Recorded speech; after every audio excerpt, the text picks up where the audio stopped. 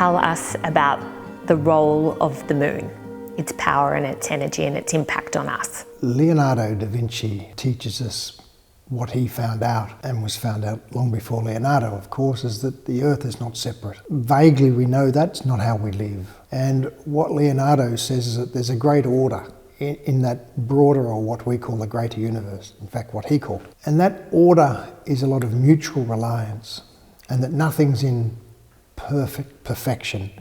Everything's from time to time out of sync, and it relies upon other places to bring it back into sync. What he also tells us is that the constancy of how the greater universe works is how the Earth works, is how our bodies work, is how everything works. There's a total commonality, so it makes it quite simple once you understand that. What it does though is take away from people's ego, the significance of self, because you're a part of something much bigger, much broader. What that means is that the Earth relies upon energy from out of Earth. It also relies upon knowledge from away from Earth. And what we're taught is that there's far more knowledge out of Earth for Earth than there ever will be from the so-called minds of man on Earth. When the Earth needs anything, which is a constant refreshing, as well as when we hit a problem, the conduit is the moon. The moon's role, more than anything else that's known, is to send and receive information from that greater universe. That just doesn't mean our solar system. It's well beyond what man is aware of. And what the moon does is to receive that and send it. Now, we see that in things such as the new moon, the full moon, etc. In essence, what that's saying is the new moon, the energy of the Earth is at its lowest. At the full moon, it's at its highest. Hence, there are problems that people have with that increased energy. So the energy flow to Earth from the greater universe is going like that permanently. The effect of that is that we're recharged, and then we run out of charge and we start the charging process again. So it's constant up and down, which is like the whole greater universe works. There is no flat, there is no constant in that respect. Everything's a variable at all times. So the role of the moon is critical, not only in energy, but in receiving information from the greater universe.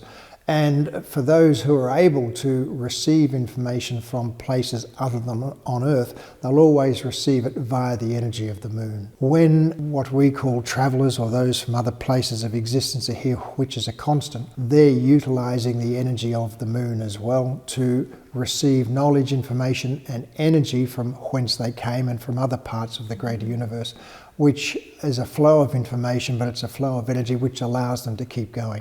Now, it's also true that they use energy from within the Earth, but that's the smallest part of what they use. So the Earth is critical to not only the daily existence of how the moon is critical to the daily existence of Earth, it's much, much more that's not yet properly understood and not yet utilised. Earth has this thing that says we need to go to the moon and settle it or sell off some land up there. That's not the purpose, it never will be the purpose. It's much bigger than that. So when you said when there's a full moon there's more energy and that's what causes problems, is that as individuals we're not capable or knowing how to handle more energy? Well, we should be, because it happens every month, but we're not used to the variability. There's this thing on Earth that we want a flat line of everything. We even wanted the Earth to be flat for a while. The body always is meant to operate like that. The mind is, everything operates like that. We just haven't seen that as normal. Pearl? And certainly for people who've got some mental instability, it's known that the full moon will cause them to perhaps have a lower function than what they would otherwise have. And that is simply the strength of the energy that's coming from the moon. Particularly people who've got bipolar, they will be very erratic at the time of a full moon. They won't be able to sleep, they'll be very unsettled. And because they're already heightened in their energy for periods of time, and the energy from the moon is causing that to increase within the body. And it often takes them several days to settle down when the moon starts to wane. And then on the flip side though, if you were open to receiving energy and giving energy, then the full moon would be a great thing. Absolutely. Well, it disturbs my sleep, I can tell you. When there's a full moon, I often go outside in the middle of the night, and just sit there and have a cup of tea and just feel it. But it certainly keeps me awake to a degree until I can go out and can adjust to the energy and accept the energy and then go back to bed and go to sleep.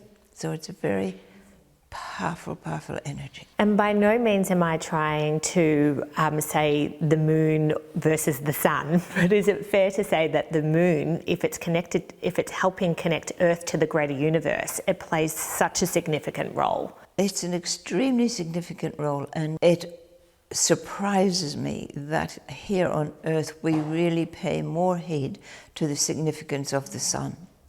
And we seem to hold a belief that the sun is the most powerful in our universe. It is not. It is the moon. And what I would want to say to people is to consider that there are people who actually want to go to the moon and want to mine the moon because it's got some minerals that they want to take from it in order to make money and through greed, without any understanding of what this piece of the universe actually represents. And to even conceive that we can go and try to upset that, which is to upset the energy of the earth, to me is the saddest thought. I don't have words for it. I don't have the words to say how absolutely incomprehensible this is. But people will try to do it through ignorance. The moon's a regenerator, and it regenerates the earth and people. It's not a storer, so it doesn't store stuff. It passes it on both ways. What we're used to is the energy flow, we're not used to the information flow. Amazing. I just am obsessed with the moon. And the moon we see, the size or its energy, is that the equivalent of its counterparts? Because there's other moons, isn't there? So are they all similar? We understand they are. When I was a little girl, my father would often take me out and say, "Look at the man in the moon, Pat," and I can still perfectly see the man in the moon when I look at it. And can I ask that? Because I was staring at the man in the moon with the last full moon we had, and it's clear as day. Yes, it is. So is it just the craters, or is that the energy where it does look like there's a face? It's the shadows. It's explained to us as the shadows across the face of the moon. So incredible. Yeah. But I'm sure our Creator didn't do it by accident, that it was in the shape of a man just to confuse us. If we are receiving information from the moon and energy, is it more just about appreciating the role of the moon? Yes, but people aren't going to begin to be able to receive information. We're nowhere near advanced enough as a general, I'm not saying that some can't, to be able to do that. What people need to do is to have some acceptance that we're part of something bigger, and that's the conduit.